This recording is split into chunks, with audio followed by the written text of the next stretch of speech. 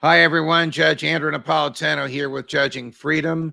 Today is Tuesday, January 17th, 2023. It's about 2:45 in the afternoon. Colonel Douglas Macgregor returns to the show with deep gratitude from me, and I know from all of you. Colonel, thanks very much for joining us.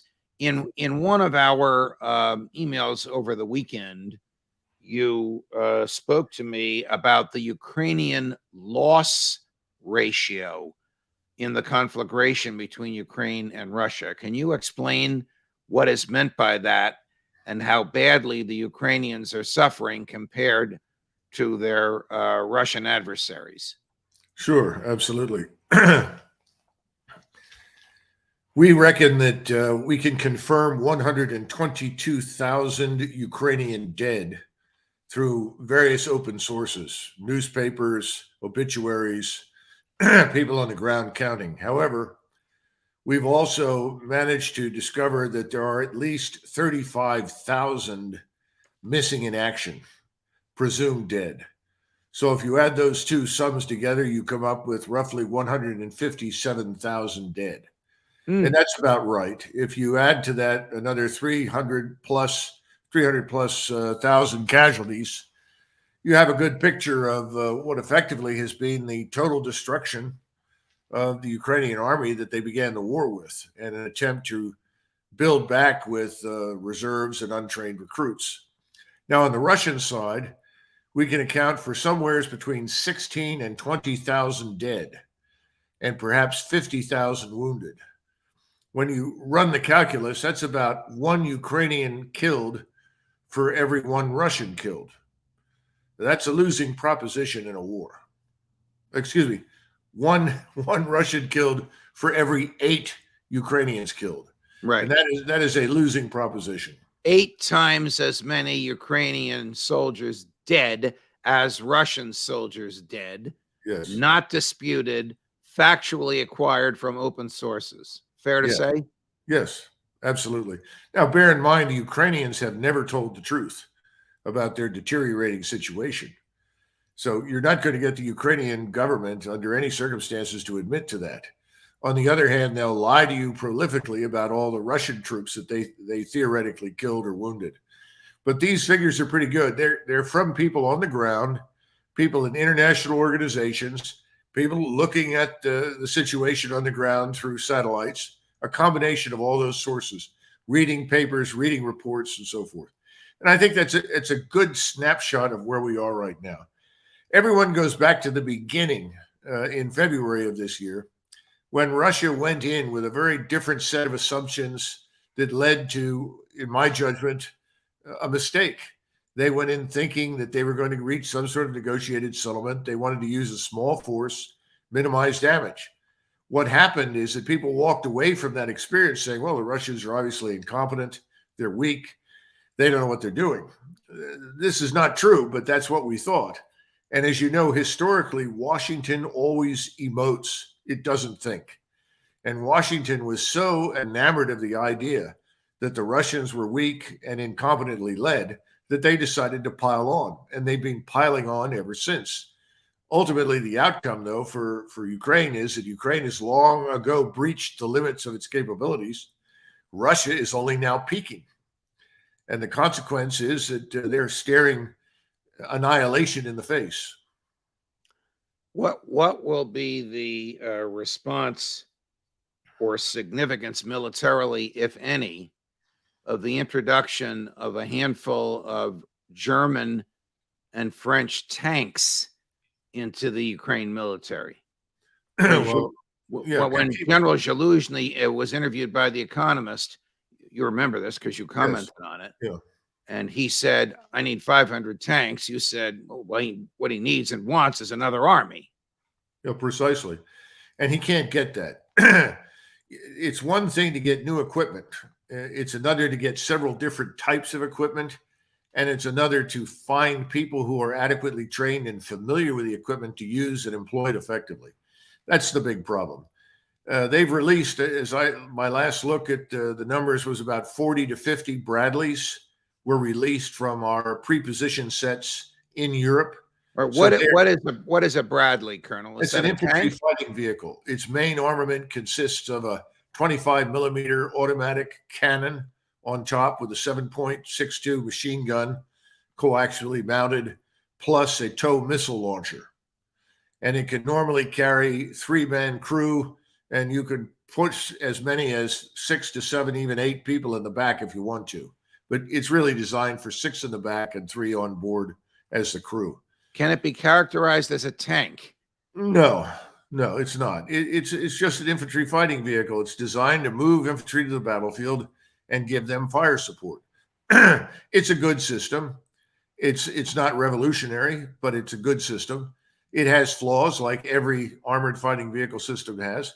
But the point is, this is a brand new set of equipment for which the Ukrainians have no infrastructure logistically to support. And it's a system they don't know. And quite frankly, it's complex. It takes a long time to learn how to maintain a 20 millimeter or 25 millimeter automatic cannon with perhaps 1,000 moving parts. This is not something you just hand to somebody and say, go for it. And the same thing's true with the tow missile. So even though these are arriving now, their ability to have much impact is limited. And hopefully, if they do use these for maximum effect, they will keep them together. The worst thing you can do is parcel these things out across the front where they won't have expertise or logistical support of any kind. Do we know what type of hardware is about to be sent by Germany and France? Are they actually tanks? And is it more than just a handful? Or stated differently, will it have any impact on whatever France and Germany are about to send? Will it have any impact on the battlefield? Well, the AMX-30 is a 105 millimeter rifled cannon, is essentially a British cannon that was mounted on a French wheeled chassis. It's a light armored weapon that has minimal utility. It was designed for use by the French, frankly, in North Africa, something they could rapidly fly into Chad or Algeria or wherever they were required in order to suppress insurgencies or, let us simply say, low-tech enemies. So, no, I wouldn't expect that to have much impact. The best you could do with something like that is use it in ambush inside an urban center where it has some protection. As for the German tanks, they're talking about Leopards. The Germans have provided the Gepard, which is a anti-aircraft gun, and they have had to make more ammunition for it. It's had some success. But as far as tanks are concerned, if they send the Leopard over there, it will be a landmark moment in German history, because the Germans historically have been reluctant to supply belligerents in battle with equipment for reasons that have to do with the interpretation of their constitution. I wonder why the new chancellor, other than maybe the ideological view that it's NATO's goal to get rid of Putin, is willing to make this historic leap. If you look at the other side of the world, the Japanese are almost making a similar leap with respect to doubling the size of their military budget. And another story for another time. But what is the German chancellor's goal or game here? This can't be popular with the German people, is it? Well, remember that all the Western publics, along with our own, have been treated to this steady diet of hatred for Russia. I mean, the mainstream media depicts Russia in every conceivable way as unfavorably as it can. Same thing is true in Germany. Lies about what the Russians have or have not done on the battlefield, about their targeting, war fighting, all of that has combined to effectively build some level of support for opposing Russia. And remember, these are old stereotypes that go back to the Second War and the Cold War. So it's easy to dig those up, refresh people's memories. But I think Scholz has lost sight of the fact that he is preeminently the Chancellor of Germany. He is not just, quote unquote, a vassal state of NATO, and that he leads a great power. I think he should seriously reconsider the wisdom of sending anything to Ukraine right now. Not only will it bring up bad memories of the Second World War to see German iron crosses painted on the sides of vehicles going into battle against contemporary Russian forces, but it just doesn't make any sense because the Ukrainians have no chance of winning. None of this stuff is going to make any difference to the outcome. Does the resignation yesterday of the defense minister of Germany have any connection with the chancellor's wish to ratchet up German involvement in the Russia-Ukraine conflagration? I can't comment directly on that. I doubt it. I just don't know what the background is. But the sad part is that the chancellor's office has indicated that they're looking for another woman to be the defense minister. And this sort of thing is so discouraging when you would think, let's find someone who's competent to do the job to the best degree possible. But apparently that's not too important to the Germans. So I think they're very confused right now. Then, of course, you have the British. They want to send 12 or 14 Challenger 2 tanks. Remember, all of these tanks do not use the same ammunition. It's not only repair parts and engines and everything else. Supplying and sustaining this is a mess. There are probably another 100 Soviet era tanks from other places potentially available over the next few months. But again, none of this is going to change the outcome. This is tinkering on the margins of a disaster. The Financial Times, an international newspaper written in Europe, printed all over the United States, I'm sure you're familiar with it, makes the following argument this morning in 2 editorials. One says, is Putin prepared for taking back Ukraine and the 20 years of guerrilla warfare which will be waged against his civilian and security forces that are there? And 2, won't a Putin victory make Russia poorer, more isolated, and more dictatorial? You want to address either of those challenges? Sure. Can I start with the second one first? Please. And nothing that Russia has done to this point in time has harmed Russia. Russia's position in the world has grown much stronger. Their oil and gas exports are way up. The ruble is stronger. Their economy is stronger. So the notion that somehow or another Russia's decision to intervene in Ukraine to protect itself and eliminate the possibility that Ukraine could become a member of NATO has harmed it, I think is just fundamentally false. And I don't see any evidence at all that that will change in the near future. Now, the first question is important. Can you repeat that? Is President Putin prepared after his likely Russian victory to tolerate 20 years of guerrilla warfare against whoever or whatever is going to run the government in the parts of present-day Ukraine that will be returned to Russia, whether it's Russia-friendly Ukrainian politicians or Moscow stand-ins?